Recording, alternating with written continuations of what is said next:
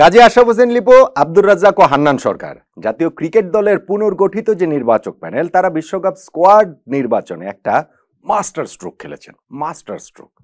তানজিম হাসান সাকিব আইসিসির কাছে প্রথম যে দলটা বাংলাদেশ পাঠিয়েছিল ফার্স্ট ডেডলাইনে, সেই 15 সদস্যের স্কোয়াডে কিন্তু এই পেস বোলার ছিলেন না। জিম্বাবুয়ের বিপক্ষে সিরিজ শেষে তানজিম সাকিবকে স্কোয়াডে অন্তর্ভুক্ত করা হয়েছে মোহাম্মদ সাইফুদ্দিনের নাম কেটে দিয়ে তার জায়গাতে, এবং সেইটা অফিসিয়ালি লিপু ভাই প্রেস কনফারেন্সে বলেছেন। যদিও জিম্বাবুয়ের বিপক্ষে সিরিজে হাইয়েস্ট উইকেট টেকার ছিলেন সাইফুদ্দিন এবং ওইখানে 2টা ম্যাচ খেলে এমন কোনো আলাদাভাবে পারফরমেন্সের নজর কাটতে পারেননি তানজিম সাকিব। ফলে সাইফুদ্দিনকে বাদ দিয়ে সাকিবকে স্কোয়াডে রাখাটা ওই সময় তুমুল আলোচিত হয়েছিল, সমালোচিত হয়েছিল, বিতর্কিত হয়েছিল।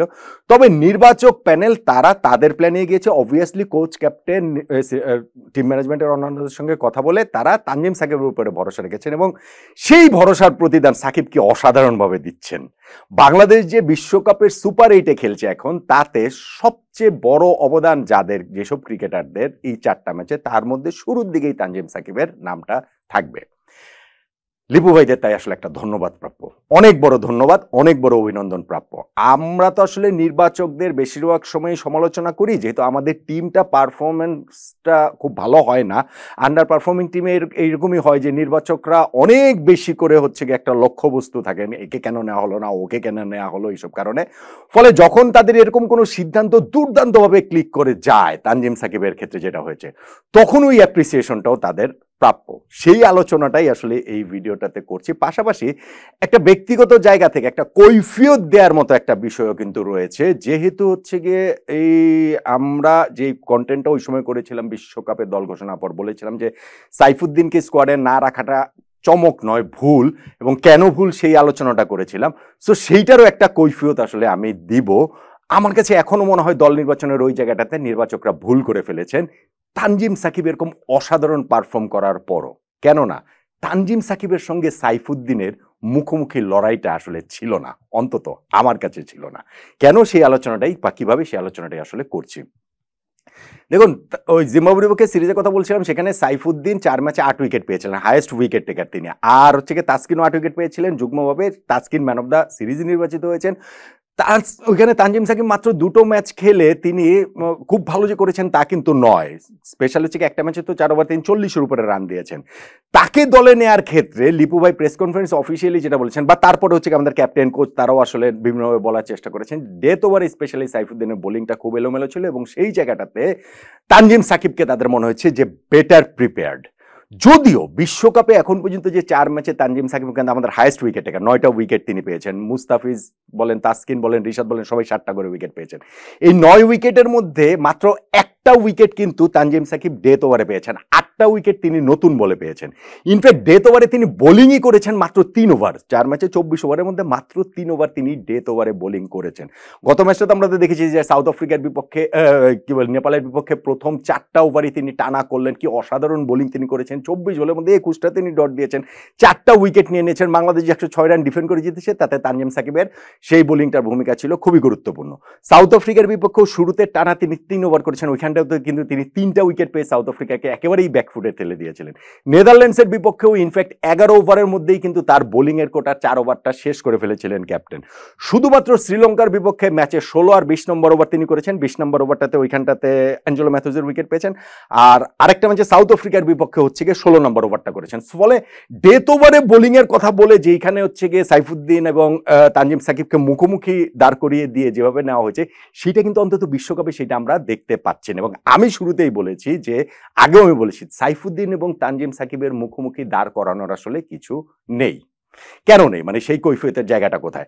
লিপু ভাইদের তো আসলে অ্যাপ্রিসিয়েশন তো করছি, অবশ্যই এটা একটা মাস্টার স্ট্রোক, অবশ্যই এটা একটা দুর্দান্ত ব্যাপার হয়েছে। কিন্তু সাইফুদ্দিনকে মানে বিশ্বকাপ স্কোয়াড ঘোষণার পর ওই ভিডিওটাতে আমি বলেছিলাম যে বিশ্বকাপ স্কোয়াডে আমাদের 5th পেস বোলার রাখা উচিত ছিল, এবং সেইখানটাতেই বলেছিলাম যে সাইফুদ্দিনকে দরকার তানভীর ইসলামের জায়গায়, সেটা কিন্তু তানজিম সাকিবের জায়গা না। ভিডিও আছে নট আউট টু, মানে গিয়ে আপনারা দেখতে পারেন। বাহাতি স্পিনার তানভীরের জায়গায় সাইফুদ্দিনকে রাখা উচিত ছিল বলে আমার মতামত। আমি এখনো সেই মতামত স্টিক করি। আমি এখনো মনে করি সেটা সাইফুদ্দিন হোক বা অন্য যে কেউ হোক, মানে পেস বোলারের ওইটা 5ম পেস বোলার আমাদের প্রয়োজন ছিল। বিশ্বকাপের এই 4টা ম্যাচ শেষ হয়ে যাওয়ার পর আমি সেটা বলবো। কিভাবে দেখেন, ধরেন এই 4টা ম্যাচে আমরা আমরা আমাদের দলটাতে হচ্ছে 4 জন পেসার 4 জন স্পিনার। এখন এই দলটাতে আমরা 4টা ম্যাচে যেটা করেছি, আমরা 3 জন পেস বোলার প্রতি ম্যাচে আমরা একাদশে খেলেছি এবং 2 জন স্পিনার আমরা একাদশে খেলেছি। আমাদের 4 পেসারের মধ্যে আমরা 3 পেসারকে একাদশে খেলেছি, অর্থাৎ আমরা 75% 100% মধ্যে 75% আমরা আসলে ইউজ করছি পেস বোলারদেরকে। আমাদের 25% শুধু এই জায়গাটাতে আছে হচ্ছে গিয়ে ব্যাকআপ অপশন হিসেবে। আর স্পিনারদের ক্ষেত্রে 4টা ম্যাচেই আমরা মাত্র 2 জন স্পিনার নিয়ে খেলেছি, সাকিব এবং রিশাদ। আর শেখ মাহেদী ও কিন্তু আমরা কোনো ম্যাচ খেলাইনি, 4টা ম্যাচের মধ্যে একটা ম্যাচও আমরা খেলাইনি। এখন সাকিব তো দলে কোনো জায়গাটা এক্সট্রা কোনো জায়গা নিচ্ছে না, তিনি তো অলরাউন্ডার। সো রিশাদের যে জায়গাটা সেইটা কিন্তু আসলে বেসিক্যালি রিশাদ, শেখ মাহেদী আর হচ্ছে গিয়ে ওইখানটাতে তানভীর, এই 3 জনের মধ্যে একজনকে আমরা ইউজ করছি। অর্থাৎ 100% আমাদের সম্পদের মধ্যে স্পিন ডিপার্টমেন্টে আমরা এই জায়গাটাতে অনলি 33% ইউজ করছি, 66% 67% আমরা ইউজ করছি না। ওয়ার্ল্ড কাপের 4টা ম্যাচ কিন্তু চলে গেছে, এই হচ্ছে কি অবস্থা। তাহলে এই জায়গাটাতে আমাদের 5th পেসারের দরকারটা কি বেশি ছিল না?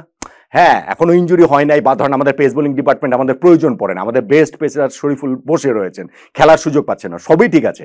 কিন্তু আপনি যখন ওই হিসাবটা করবেন যে আমরা বেশি পেসার খেলাচ্ছি না বেশি স্পিনার খেলাচ্ছি, কোন জায়গাটাতে আমাদের ব্যাকআপের রাখাটা প্রয়োজন বেশি, কারা বেশি ইনজুরি প্রন, সেক্ষেত্রে অবশ্যই এখানে 5th পেস বোলার বেশি প্রয়োজন ছিল 4th স্পিনারের চেয়ে। যেই কারণে তানভীরের জায়গায় আমি চেয়েছিলাম যে সাইফুদ্দিনকে বিশ্বকাপ স্কোয়াডে রাখা হোক, সেটা অন্য কোনো পেস বোলার আসলে হতে পারতো। আমার আগের ভিডিওতে আমি সেই কথাটা বলেছি। সো সেইটাই হচ্ছে গিয়ে কথা, যে বাংলাদেশ এই জায়গাটাতে আমার কাছে মনে, আমি কৈফিয়তের ওই জায়গাটাতে বলছি যে কখনোই আমি কোনো ভিডিওতে ওইটা বলি নাই যে না সাইফুদ্দিনকে জায়গায় তানজিম সাকিবকে নেওয়াটা ভুল, নো ওয়ে। ভুল যেটা সেটা হচ্ছে গিয়ে আমার কাছে মনে হয়েছে যে আমরা 5 জন পেস বোলার না নিয়ে আমরা 4 জন স্পিনার নিয়েছি, সেইটা আমার কাছে ভুল। এবং আমি স্পেসিফিক নাম ধরেই বলেছি যে তানভীর ইসলামের জায়গায় সাইফুদ্দিনকে বিশ্বকাপ স্কোয়াডে রাখা যেতে পারত। কিন্তু এখন আমাদের কোনো কিছুই প্রয়োজন পড়ছে না। নির্বাচকরা যেই দল নির্বাচন করেছেন সেটা দুর্দান্তভাবে ক্লিক করে গেছে। তানজিম সাকিব তো ফ্যান্টাস্টিকলি পারফর্ম করছেন, ফলে বিশ্বকাপের আমরা এখন সুপার 8-এ উঠে গেল।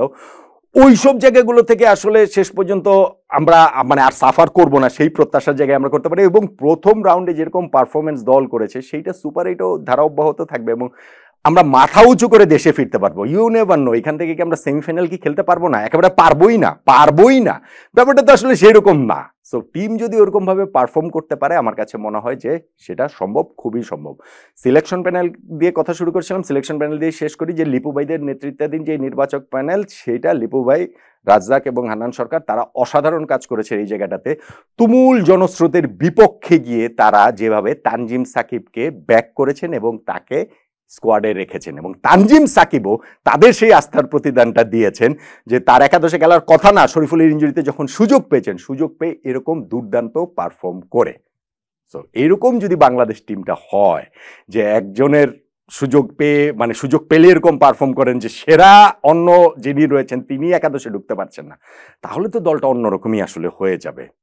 টপ অর্ডারের অবস্থা অবশ্যই এরকম না, যাক সেই সব আলোচনা ওই জায়গাটাতে নেই। কিন্তু লিপু ভাইদের এটার জন্য একটা হিউজ একটা ধন্যবাদ প্রাপ্য, নিঃসন্দেহে। নিশ্চয়ই আপনি একমত হবেন নাকি?